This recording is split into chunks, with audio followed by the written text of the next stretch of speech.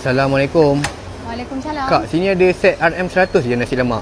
Ada? Nasi lemak talam Boleh Kak saya nak try Kak nasi lemak talam? Boleh? Oh ni Kak, ni nasi kukus Kak. Ni nasi kukus. Okey, hari ni kita kena nasi lemak kukus guys. Kak bagi berapa banyak ni Kak nasi untuk RM100? 4 skop untuk RM100. Yep. Dekat Kampung Baru, nasi lemak Sri Tanjak. Oh ini dalam berapa orang boleh makan ni? 5 orang lah, 4 ke 5 orang boleh lah. Lepas tu kita ambil sambal pula.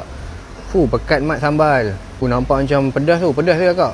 Pedas manja. Pedas manja. Saya memang makan pedas. Ada telur dia. Kalau nasi lemak, telur rebus. So ada 4. Ada 4 biji lah. 4 timun lagi. Macam biasa ingredient. Ambil Tak ada timun. pantang timun tak ada. Saya makan. Batu kayu makan, saya tolak. Bubur ikan bilis macam biasa. Tak sabar nak tengok lauk ni. Lauk dia penting ni RM100. Okey, kita ada ayam rendang. Ayam gendang guys. RM100 kita dapat ayam gendang. Telur puyuh dia. Akak bagi telur puyuh lagi. Telur puyuh ni ada 10 ya. Oh 10 biji? Ya. 10 biji telur puyuh. Masak sambal. Yep. Saya memang favourite kat telur puyuh ni. Kita ada ayam masak merah. Ayam masak merah lagi dapat? Ayam masak merah. Set talam RM100 Kak Kita ada rendang daging. Rendang daging pun dapat. Macam hari raya. Makan gendang mat hari ni. Rendang daging pun dapat. Kita ada udang. Udang pun dapat guys. Udang sambal petai. Udang sambal petai, Masya Allah sedap. Dia ada 3 ekor kita bagi. 3 ekor akak bagi.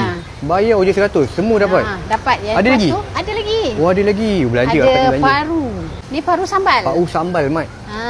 Kita ada paru sambal. Paru sambal dapat lagi. Ada lagi. Kita ada sotong goreng tepung. Sotong goreng tepung. Banyak juga sotong goreng tepung ni.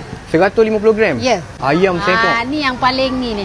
Takkan RM100 dapat semua ni? 100. 100 saja? Ya.